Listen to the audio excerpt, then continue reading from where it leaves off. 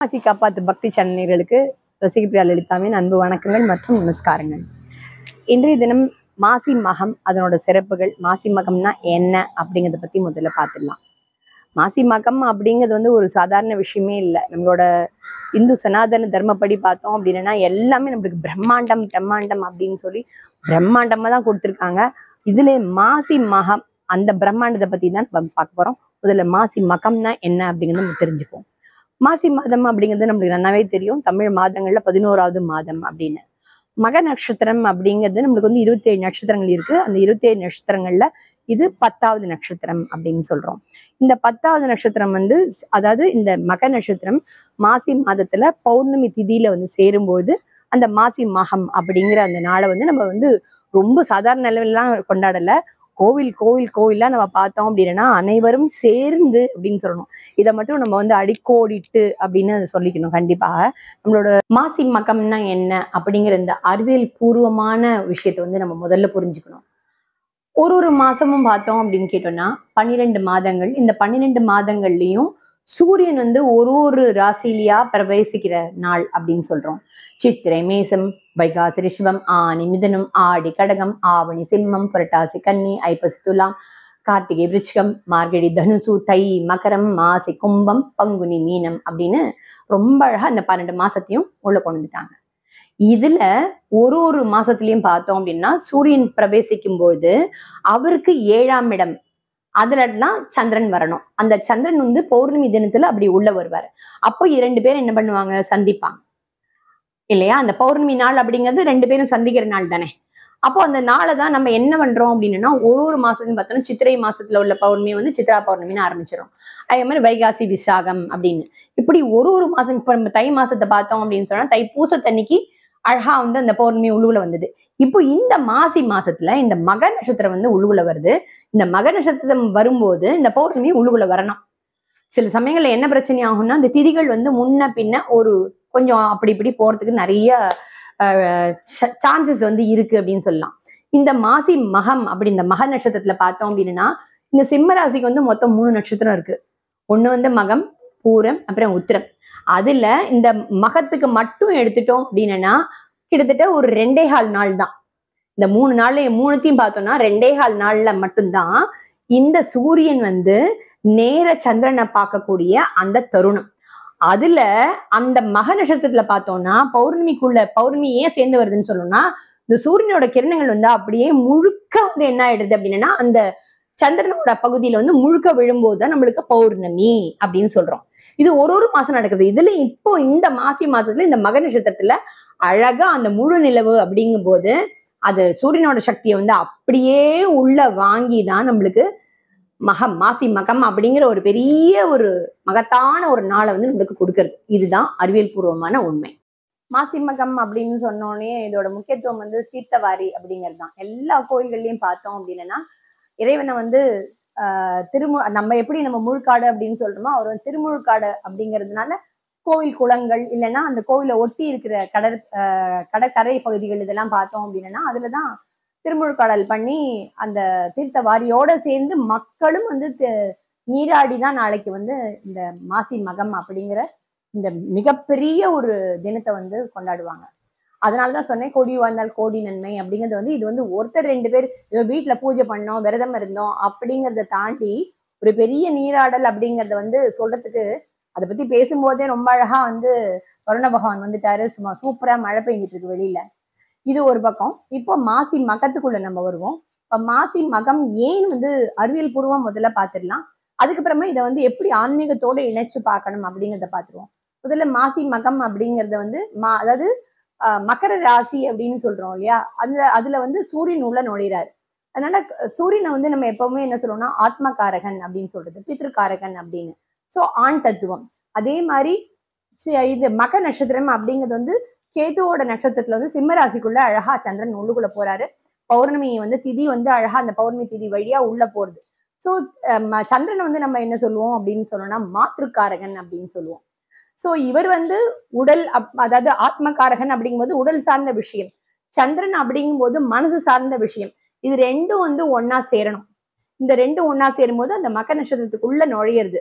இது இந்த 7வது சப்தச ஸ்தானம், சிம்ம ராசி அப்படிங்கிறது வந்து இந்த பூர்வ புண்ணிய ஸ்தானம். அதை பார்க்கும்போது என்ன ஆகும் அப்படின்னா அதுக்கு வந்து பலன்றது வந்து சாதாரண பலன்லாம் கிடையாது, ரெட்டிப்பு பலன் அப்படின்னு சொல்றோம். இப்ப கூட நம்ம சிவராத்திரில பார்த்தோன்னே அந்த ஈத்தர் அப்படிங்கிற சக்தி, அதே மாதிரி இந்த சூரியனும் சந்திரனும் ரொம்ப அழகா இந்த பூமியோட இணையும் போது அந்த அந்த காலகட்டம் தான் இந்த மாசி மகம் அப்படின்னு சொல்றோம். இந்த அறிவியல் பூர்வமா பார்க்கும்போது இப்ப இதுல நம்மளுக்கு பெரியவங்க என்ன சொல்லியிருக்காங்க, புனித நீராடல் அப்படின்னு சொல்லியிருக்காங்க இல்லையா. இந்த நீராடல் எடுத்துக்கிட்டோம் அப்படின்னா இதை எப்படி நம்மளுக்கு கொடுத்தாங்க அப்படின்னா, நம்மளோட இதுல வந்து புண்ணிய ஸ்தலமான கும்பகோணத்துக்கு போனோம், அந்த மகாமகத்துல இதுல வந்து குளிக்கணும் அப்படின்னு நம்மளுக்கு சொல்லி கொடுத்தாங்க. இந்த மகாமகம் அப்படிங்கிறது பாத்தீங்கன்னா உங்களுக்கே தெரியும், 12 வருஷத்துக்கு ஒரு தடவை தான் வரும் மாமங்கம், அது வேற. ஆனா இப்ப வந்து புனித நீரில் மாசி மகத்துக்கான புனித நீராடல் அப்படிங்கிறதுனால அதுலயும் போய் அந்த கும்பகோணத்துல போய் குளிக்கிற வழக்கம் இன்னைக்கும் உண்டு. அதுல அழகா அந்த சுத்தி வர இருக்கிற அத்தனை சிவாலயங்கள் அதுக்குள்ள இருக்கிறது, அந்த அது மூலமா என்ன ஆகும் அப்படின்னா அந்தந்த புனித நதிகள் வந்து அதுக்குள்ள வந்துடுறது.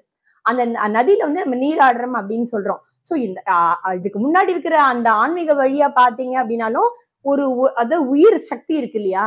அந்த உயிர் சக்தி அப்படிங்கிறது வந்து இந்த உலகத்தை பொறுத்த வரைக்கும் எந்த ஒரு உயிர் சக்தியா இருந்தாலும் ஒரு ஆணும் பெண்ணும் அப்படிங்கிறது, ஆண் ஒண்ணு பெண் ஒண்ணு, இந்த 2 சக்தியும் இணைஞ்சாதான் ஒரு உயிர் அப்படிங்கிறது வந்து வரும். இது தாவரங்கள்ல இருந்து ஆரம்பிச்சோம் அப்படின்னு சொன்னா மனிதன் வரைக்கும் இது வந்து மறுக்க முடியாத ஒரு உண்மை. இத வந்து நீர் தத்துவத்துக்குள்ள எப்படி கொண்டு வந்தாங்க அப்படின்னா அந்த கும்பகோணம் அப்படிங்கிறது அது வந்து அதுக்கு பேரே வந்து அது கும்பம் அப்படின்னா, இந்த ராசிக்கு பேரே கும்பம், கும்ப ராசி அப்படின்னு சொல்றோம்ல. அதுல வந்து ஒரு ஒரு யுகம் முடியும் போது என்ன ஆகுது அப்படின்னா இந்த நீரோட சேர்ந்து உயிர்கள் அனைத்தும் அந்த கும்பத்துக்குள்ளதான் உள்ளுக்குள்ள போறது. திருப்பி அடுத்த யுகம் அப்படின்னு வரும்போது இறைவன் எங்கேருந்து எடுத்துட்டு வர்றாருன்னா அந்த கும்பத்துக்குள்ள என்ன வழியில அந்த உயிரோட எல்லாத்தையும் எடுத்துட்டு வந்து வெளியில கொடுக்குறாரு. சோ அப்ப அந்த இணையறது அப்படிங்கிறது வந்து கும்பத்துக்குள்ள வர்றதுனாலதான் நம்மளுக்கு என்ன ஆகுது அப்படின்னா உயிர்ப்பு சக்தி அப்படின்னு சொல்றோமே, அந்த உயிர்ப்பு சக்தியை வந்து ரொம்ப அற்புதமா இந்த ஆன்மீகத்துக்கும் அந்த அறிவியல் பூர்வமான உண்மையும் நம்மளுக்கு இணைச்சுதான் தீர்த்தவாரி பண்ணணும். இந்த தீர்த்தவாரிங்கிறது வந்து எல்லா கோயில்களிலும் நடக்கிற ஒரு கோயிலையும் பார்த்தோம் அப்படின்னா அதுக்குன்னு இருக்கிற புண்ணிய குளமா இருக்கட்டுமே சரி, இல்லைன்னா கடற்கரை பகுதியா இருந்தாலும் சரி, அந்த தீர்த்தவாரியில கலந்துக்கணும்னு சொல்றாங்க. ஆனா மாசி மகம் அப்படிங்கிறது ஒரு தெய்வம் தான், அந்த தெய்வத்துக்கு மட்டும்தான் அப்படின்னு சொல்லப்படவே இல்லை நம்மளோட சனாதன தர்மத்துல. சிவனுக்கு, அம்பிகைக்கு, பெருமாளுக்கு, முருகனுக்கு, பிள்ளையாருக்கு, இன்னும் எந்த தெய்வத்தை விட்டு வச்சுன்னே தெரியல. இது வந்து குடும்ப சகிதமா அப்படின்னு சொல்லி இந்த குடும்ப சகிதமா அந்த இறை மூர்த்தங்களை வந்து நம்ம வந்து ரொம்ப அற்புதமா கொண்டாடுற ஒரு அற்புதமான நாள் தான் இந்த மாசி மகத்து நாள். சரி, இந்த குடும்ப சகிதமா கொண்டாடுறோம் அப்படின்னு சொல்றோம்ல, அதோட சிறப்புகள் தான் என்ன அப்படிங்கிறத கொஞ்சம் ஒரு ஃபாஸ்டா நம்ம ஒரு இதுல பாத்துடலாமா. முதல்ல சிவன் எடுத்துப்போம். சிவனை வந்து நம்மளுக்கு சிவன் வந்து அவதரிச்ச நாள் அப்படிங்கிற மாதிரி நம்மளுக்கு வந்து முன்னோர்கள் சொல்லியிருக்காங்க. அதுக்குள்ள போகாம மற்ற விஷயங்களை எடுத்துன்னு பார்த்தோம் அப்படின்னா சிவன் சக்திய சேர்க்கை தான் இந்த மாசி மகம் அப்படின்னு பார்த்தோம். அதுல எஸ்பெஷலி வந்து அம்பிகைக்கு வந்து ஒரு தனியா ஒரு இடம் இருக்கு. எப்படின்னா பார்வதி தேவி நம்மளுக்கு கிடைச்ச நாள் எது அப்படின்னு கேட்டோம்னா இந்த மாசி மகத்துல தான். அதுவும் எப்படி கிடைச்சாங்க அப்படின்னா காளிந்தி நதி, அந்த காளிந்தி நதியில வந்து அவங்க வந்து ஒரு தாமரை மலர், அந்த தாமரை மலர்ல சங்கு ரூபத்துல நம்மளுக்கு வந்து பார்வதி கிடைச்சாங்க. இப்ப இந்த சங்கு பாருங்களேன், பொதுவா வந்து இப்ப நிறைய இடத்துல பாத்தீங்க அப்படின்னா இந்த சங்கு அப்படிங்கிறது ஒரு பூச்சி தான். இந்த பூச்சி என்ன பண்ணும் அப்படின்னா சங்க வந்து நம்ம எங்க உபயோகப்படுத்துவோம், சிவாலயத்துல நிறைய உபயோகப்படுத்துவோம். அதுவும் ஒரு சங்க வச்சு எல்லாம் பூஜை பண்ண மாட்டோம். 1008 சங்கு, 1000 சங்கு, 1008 சங்கு வச்சுதான் பூஜை பண்ணுவோம். இப்ப இந்த பார்வதி தேவி அப்படிங்கிற அந்த சங்கு வந்து என்ன ஆகுதுன்னா சிவனோட ஐக்கியமாற நாள். இந்த சங்கு என்ன பண்ணும் அப்படின்னு கேட்டோம்னா சில கோயில்கள்ல பாத்தீங்கன்னா அந்த பர்டிகுலர் நாள்ல இந்த சங்கு வந்து நேரம் என்ன பண்ணும், சிவனை நோக்கி ஓடும்.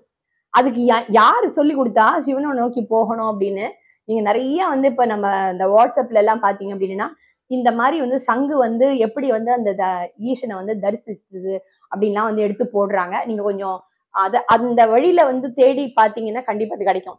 இந்த தேடி பாத்தீங்கன்னு சொன்னதுக்கு கூட ஒரு ரீசன் இருக்கு. என்ன அப்படின்னா இந்த மாசி மக நாளுக்கும் இந்த அறிவியல் தேடல் அப்படின்னு சொல்றோம் இல்லையா, அறிவியல் தேடலுக்காகவும் சரி ஆன்மீக தேடலுக்கும் இந்த நாள் வந்து ரொம்ப அற்புதமான நாள். எப்படி அப்படின்னு கேட்டோம்னா அந்த காலத்தை பொறுத்த வரைக்கும் பார்த்தோம்னா இந்த மந்திர உபதேசம் செய்யறது, மந்திரத்தை வந்து ஜபம் பண்ணி கத்துக்கிற நாள் இருக்கு இல்லையா, அதுவும் இந்த மாசி மக நாள்ல தான். ஒரு ஆன்மீக வழியில போகணும் அப்படின்னா எந்த நாளை தேர்ந்தெடுப்பாங்கன்னா மாசி மகத்து நாள்ல தான். அதே மாதிரி அந்த மந்திர ஜபத்தை வந்து அதனால ஏற்பட்ட பலனை வெளியில கண்டிப்பா சொன்னாதானே தெரியும். அந்த பலனை வெளிப்படுத்தி காமிக்கிறதுக்கும் இந்த மாசி மக நாள்ல தான் ரொம்ப அற்புதமா வந்து பண்ணுவாங்க. இது அப்படியே கொஞ்சம் நீங்க இந்த காலத்துல வந்து சேர்த்து பாருங்களேன். இப்ப அறிவியல் சார்ந்த படிப்புகள் இருக்கு. அந்த அறிவியல் சார்ந்த படிப்புகளை வந்து படிக்கிறதுக்கு நீங்க முன்னாடி எடுத்து வைக்கணுமா, அப்போ இந்த மாசி மக நாள்ல கண்டிப்பா நீங்க எடுத்து வைக்கலாம். அதே மாதிரி ஆராய்ச்சிகள், நீங்க புதுசா எதனா ஆராய்ச்சிகள் பண்ண போறீங்க அப்படின்னாலும் இந்த மாசி மக நாள்ல ஆராய்ச்சியை வந்து நம்ம தொடங்கலாம். அதே மாதிரி ஆராய்ச்சி முடிஞ்சு இந்த ஆராய்ச்சி கட்டுரையும் நம்ம வந்து சப்மிட் பண்ணுவோம் இல்லையா, அது எல்லாத்தையுமே இந்த மாசி மாதம், அந்த மாசி மாதத்துல வர இந்த மகத்து நாள்ல நீங்க பண்ணினீங்க அப்படின்னா, நம்ம அன்னைக்கு நம்மளோட முன்னோர்கள் செஞ்சாங்கல்ல, அந்த விஷயம் வந்து இதுல அழகா அற்புதமா வந்து ஒண்ணு சேர்ந்து நீங்க இந்த ரெண்டுத்தையும் ஒண்ணா வச்சு ஒரு 2 கையில இப்படி பாத்துட்டீங்க அப்படின்னா ரொம்ப அழகா அதை இணைஞ்சு நம்மளுக்கு ஓஹோ இதெல்லாம் செஞ்சிருக்காங்க அப்படின்னு. ஏன் நம்மளோட படிப்பையே எடுத்துக்கோங்களேன், அந்த அறிவியல் பூர்வமான படிப்பை பார்த்தோம் அப்படின்னா நம்மளுக்கு வந்து அதுல இந்த மாதிரி காலாண்டு, அரை ஆண்டு, முழு ஆண்டு, குவார்டர்லி, ஹாஃப்லி, ஆனுவல் அப்படிங்கிற மாதிரி எல்லாம் கிடையாது. ஆனா அவங்க என்ன பண்ணாங்க, அந்த பாடாந்திரத்தை வந்து முதல்ல ஆரம்பிப்பாங்க, அதை முடிக்கிற இடம் பார்த்து கடைசியா பார்த்தோம்னா அந்த வருட மாசி மாத கடைசிங்கிறது 11வது மரம். அந்த 11வது நாள்ல ரொம்ப அழகா முடிச்சு அந்த ஆராய்ச்சியா இருக்கட்டும், ஜபமா இருக்கட்டும், என்னவா இருக்கட்டும், கத்துல அந்த மந்திர ஜபம் எல்லாமே ஒரு வருட காலம் அப்படின்னு ஒரு ஃபிக்ஸ் பண்றோம் இல்லையா, அத அன்னைக்கே நம்மளுக்கு ஃபிக்ஸ் பண்ணி அந்த மந்திர ஜபமா இருக்கட்டும், இல்ல என்ன வேணா இருக்கட்டும், புதுசா கண்டுபிடிப்புகள் நம்ம வந்து சொல்றோம்ல, நிறைய ரசாயனம் இதெல்லாம் பண்ணி அந்த வெள்ளி எது தகரத்தை கூட வந்து தங்கமா மாத்த முடியும் அப்படின்னு நம்ம சொன்னாங்களே நம்ம பெரியவங்க எல்லாம், அதெல்லாம் பாத்தீங்க அப்படின்னா இந்த மாசி மாதத்துல இதுல வந்து ரொம்ப அற்புதமா செஞ்சு அவங்க வந்து பயன்பெற்றிருக்காங்க. அதனாலதான் நம்மளுக்கு சொல்லியிருக்காங்க.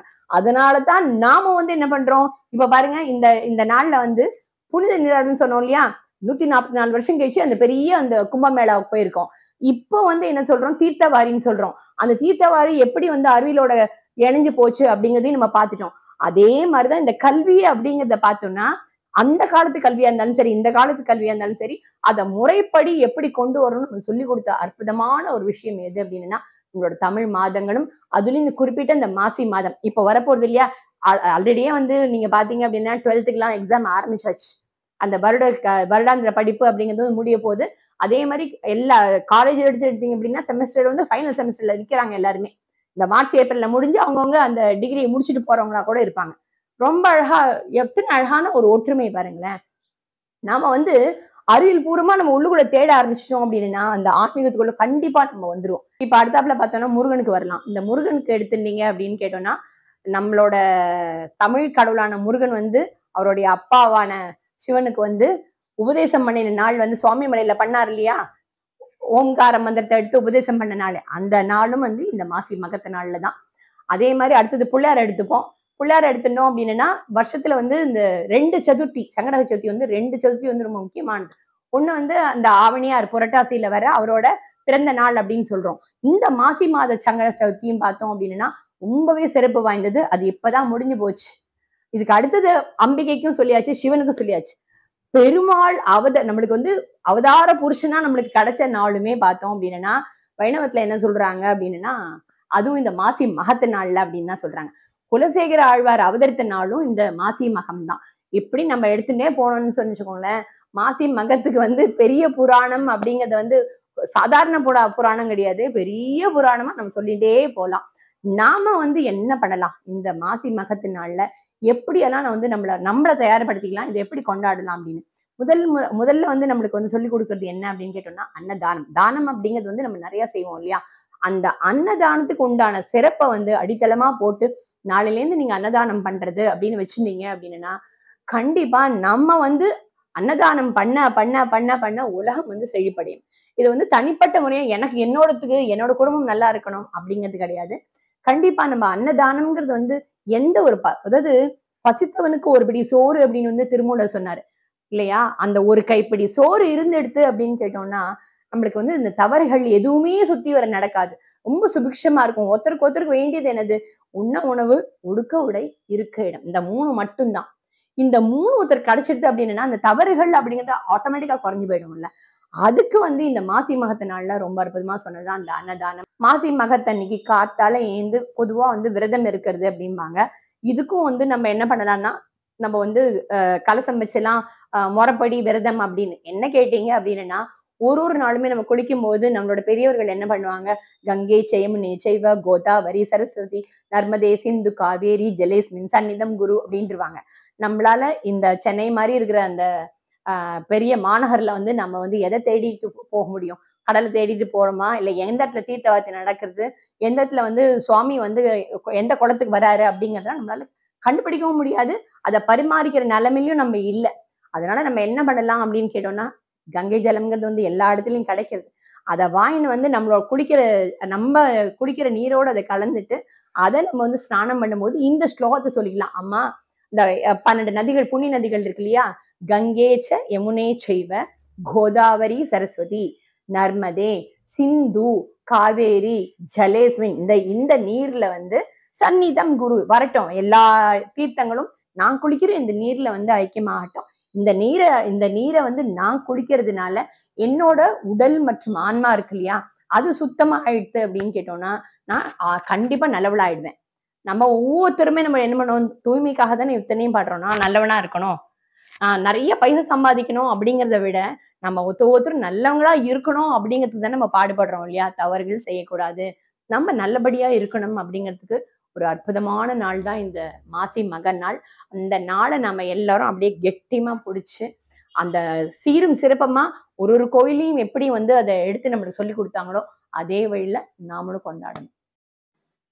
மாசி மகம் அப்படிங்கிற இந்த ஒரு அற்புதமான நாள், இதுக்கு அறிவியல் பூர்வமாகவும் சொல்லியாச்சு, ஆன்மீக பூர்வமாகவும் ரொம்ப அழகா எப்படி இதை வந்து கொண்டாடணும் அப்படின்னு சொன்னோம். ஏன் ஆலயங்கள்ல வந்து நம்மள வந்து எல்லாரும் சேர்ந்து கொண்டாட சொல்லி நம்ம முன்னோர்கள் சொன்னாங்க அப்படிங்கிற எல்லா விஷயத்தையும் பார்த்துட்டோம்.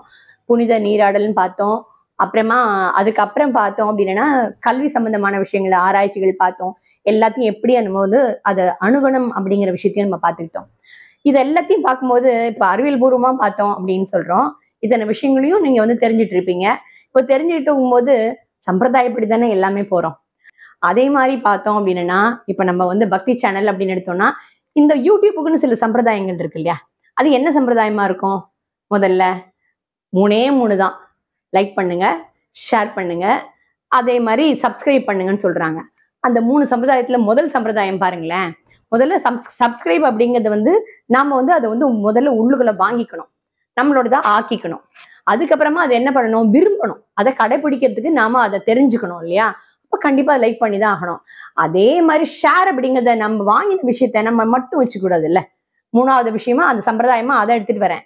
சம்பிரதாயம் சம்பிரதாயம்ங்கிறது வந்து எங்களோட காலத்துக்கு மட்டும் இல்ல, இந்த காலத்தையும் சம்பிரதாயம் தான். அதனால நீங்க என்ன பண்றீங்கன்னா, நீங்க மட்டும் பார்க்காதீங்க, இது இந்த அறிவியல் பூர்வமான விஷயங்கள் எல்லாமே ஆன்மீக பூர்வமா இதை எப்படி நம்ம எடுத்துட்டு போனாங்க நம்மளோட முன்னோர்கள் அப்படிங்கிறத மற்றவங்களுக்கு எல்லாம் ஷேர் பண்ணணும்னா அது உங்க கையில தான் இருக்கு. லைக் பண்ணுங்க, ஷேர் பண்ணுங்க. சம்பிரதாயத்தோட இந்த மாசி மகத்தை நல்லபடியா கொண்டாடுங்க. மாசி மகம் இதோட முடிஞ்சு போச்சா? மாசி மாசத்தோட பெருமை பின்னாடி வந்துகிட்டே இருக்கு. இன்னொரு காணொலியிலையும் மாசி மாதத்தோட அந்த ஃபைனல் டச் அப்படின்னு ஒண்ணு இருக்கு பாருங்க, அந்த வீடியோல நான் மீண்டும் சந்திக்கிறேன். நன்றி, வணக்கம்.